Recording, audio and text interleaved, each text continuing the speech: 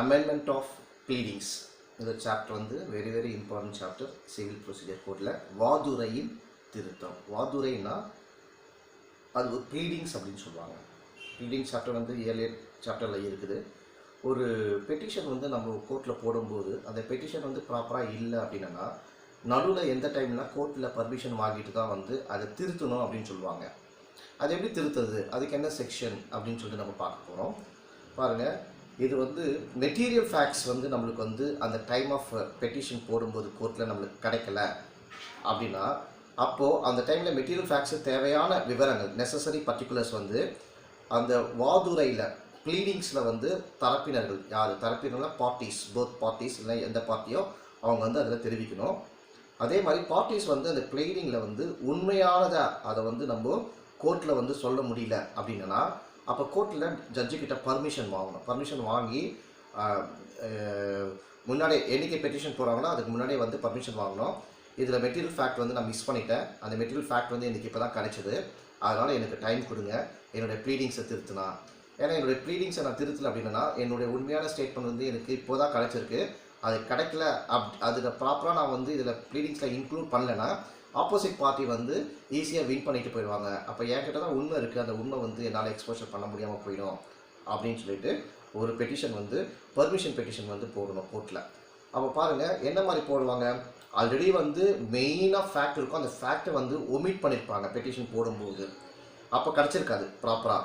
அதே மாதிரி செகண்ட் வந்து அந்த உண்மையான ப்ராப்ளத்தை ஒரு ப்ராப்ளம் என்ன சார்ட் அவுட் பண்ணுமோ அந்த ப்ராப்ளம் சார்ட் அவுட் பண்ணுறதுக்கான முக்கியமான பிரச்சனையை தீர்ப்பதற்கான ஒரு உண்மையான ஒரு ஃபேக்ட் மெட்டீரியல்ஸ் வந்து லேட்டாக தான் கிடச்சிருக்கு அப்படின்னு சொன்னாங்கன்னா அப்போ அந்த டைமில் ஒரு ஜட்ஜுக்கிட்ட பெர்மிஷன் வாங்குறாங்க பார்த்தீங்களா, அதுதான் வந்து வாதுரையை திருத்துதல். அதுதான் அமெண்ட்மெண்ட் ஆஃப் தி ப்ளீடிங். ப்ளீடிங்ஸை வந்து அமெண்ட்மெண்ட் பண்ணுறது. அமெண்ட்மெண்ட்னா திருத்துவாங்க, சேஞ்ச் பண்ணுவாங்க.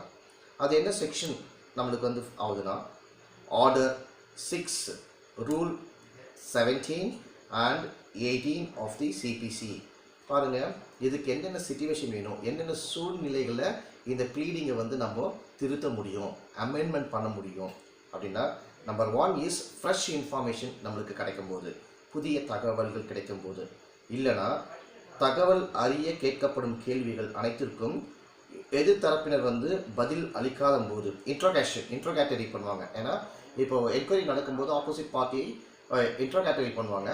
விசாரணை பண்ணும்போது நடுவில் வந்து இந்த கேள்விகள்லாம் கேட்கும்போது அந்த டைமில் வந்து நம்மளுக்கு வந்து ப்ராப்பராக ஆன்சர் பண்ண முடியாது. ஆனால் உண்மை இருக்கும், அந்த உண்மையை எப்படி சொல்கிறதுன்றது மெட்டீரியல் ஃபேக்ட் நம்மளுக்கு கிடைக்காது. மெட்டீரியல் ஃபேக்ட் கிடைக்காதனால அப்போது இப்போ அது நடுவில் கேஸ் நடந்துகிட்டே இருக்கும்போது நம்மளுக்கு லேட்டஸ்ட்டாக வந்து ப்ரூவிங் வந்து அப்போ தான் லேட்டஸ்ட்டாக நம்ம கிளைண்ட்ஸ் கிட்டேருந்து கிடைக்குது.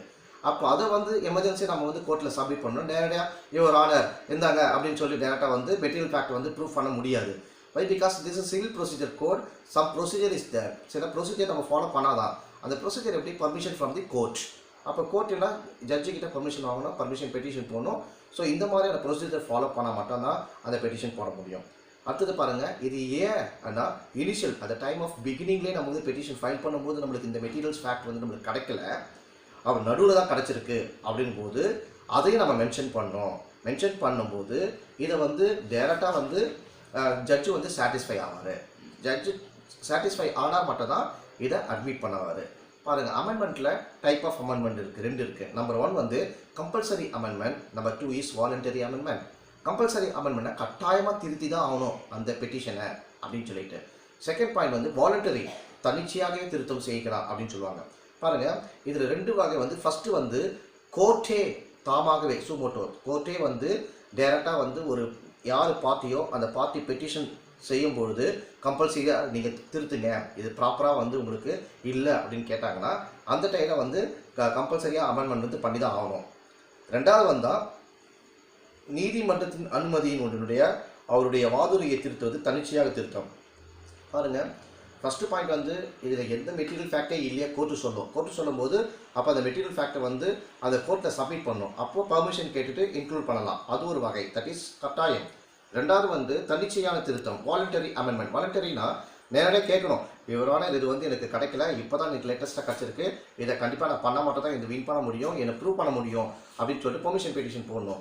அப்போது இது வாலண்டரியாக தானாக எந்த பார்ட்டிஸோ அந்த பார்ட்டிஸ் வந்து வாலண்டரியாக வந்து பெட்டிஷன் கேட்டுட்டு பெர்மிஷன் கேட்டுட்டு அந்த கோர்ட்டில் போட்டு அமெண்ட்மெண்ட்டு திருத்தம் பண்ணலாம்.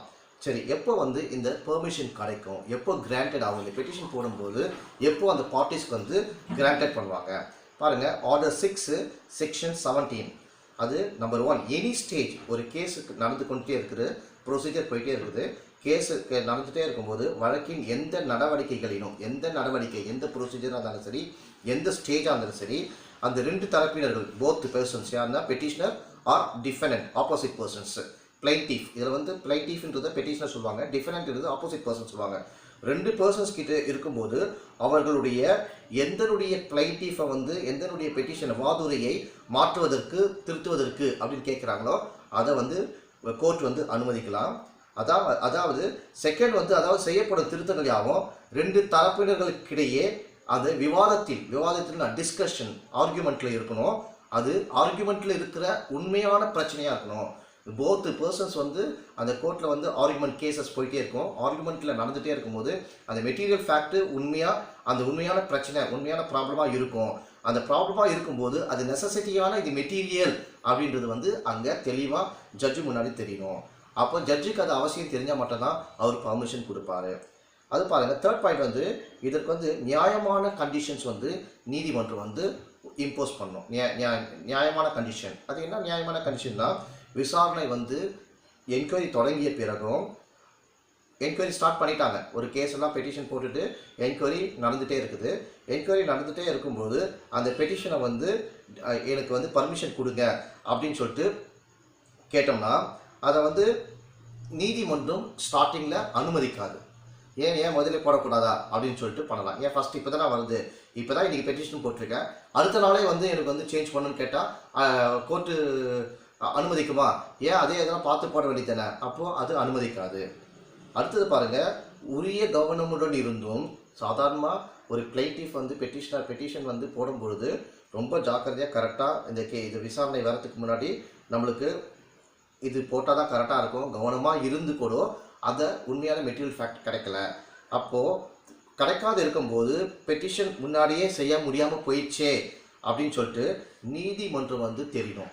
நீதிமன்றத்துக்கு வந்து கோர்ட்டில் இருக்கிற ஜட்ஜுக்கு வந்து ஆமாம் அந்த டைமில் கிடைக்கல, அந்த டைமில் அவர் கவனமாக இருந்து எல்லா மெட்டீரியல் ஃபேக்ட்ரி போட்டிருக்காரு, இருந்தாலும் அவரால் அதெல்லாம் கம்போஸ் பண்ண முடியல, அது பெட்டிஷனில் ஆட் பண்ண முடியல, அப்போது நீதிமன்றத்துக்கு வந்துச்சுன்னா அந்த மாதிரியான ஒரு சிச்சுவேஷனில் கோர்ட்டு வந்து அந்த பெட்டிஷனை வந்து வாதுரையை வந்து பிளைண்டிஃபை வந்து ப்ளீடிங்ஸ் சொல்லுவாங்க, அந்த வாதுரையை வந்து திருத்தலாம் அப்படின்னு சொல்லிட்டு கோர்ட்டு பர்மிஷன் கொடுக்கும்.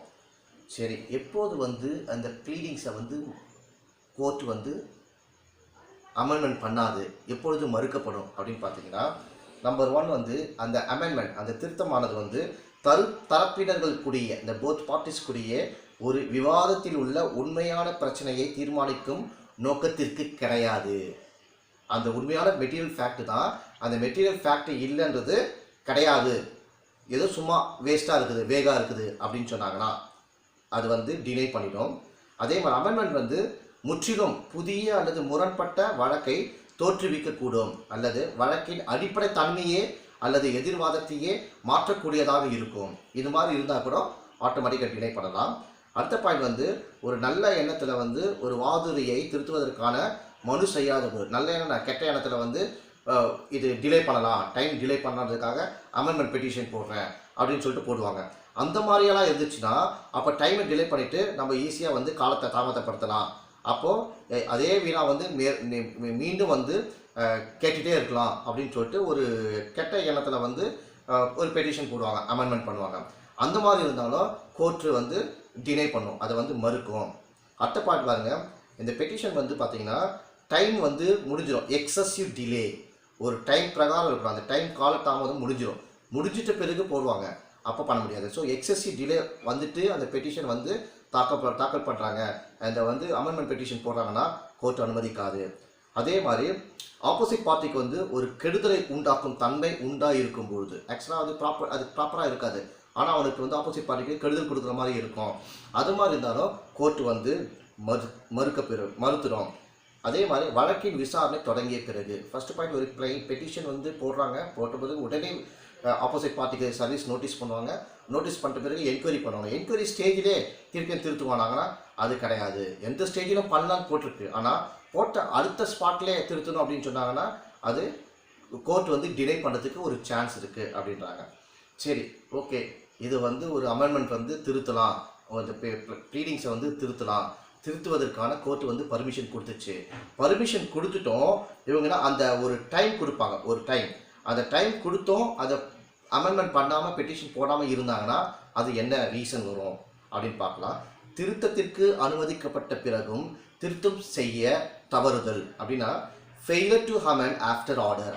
கோர்ட்லேருந்து ஒரு ஆர்டர் போட்டுட்டு திரும்பவும் அந்த அமெண்ட்மெண்ட் பெட்டிஷன் போடாமல் சைலண்ட்டாக இருந்தாங்கன்னா அது என்ன கண்டிஷன்? Order 7 rule 10. இந்த வாதுரையை திருத்துவதற்கான உத்தரவை நீதிமன்றத்திலிருந்து பெற்ற ஒரு பார்ட்டி அந்த ஆர்டரில் குறிப்பிட்டபடி ஒரு கால வரம்பு, ஒரு டைம், அந்த டைம்குள்ளே இவங்க போட்டுடணும். அதாவது அந்த உத்தரவில் காலம் வந்து டைம் குறிப்பிட மாட்டாங்க. இப்போது இந்த டேஸ்க்குள்ளே நீங்கள் வந்து அமெண்ட்மெண்ட் பெட்டிஷன் போடணும்னு சொல்லிட்டு ஒரு ஜட்ஜு போட்டிருக்காருன்னா அந்த ஜட்ஜு அதில் நெய்மே அந்த ஜட்ஜு டேட்டே மென்ஷன் பண்ணியிருக்க மாட்டார். அப்படின்னா அப்போ எந்த தேதியை நம்ம எடுத்துக்கணும்?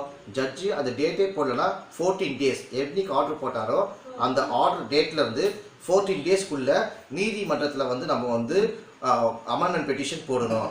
அதை தவறிட்டா அந்த பிளைண்டிஃபை, அந்த ப்ளீடிங்ஸை வந்து திருத்த முடியாது, அமெண்ட்மெண்ட் பண்ண முடியாது அப்படின்னு சொல்லிட்டு order 7 rule 18 of the civil procedure code சொல்லுது.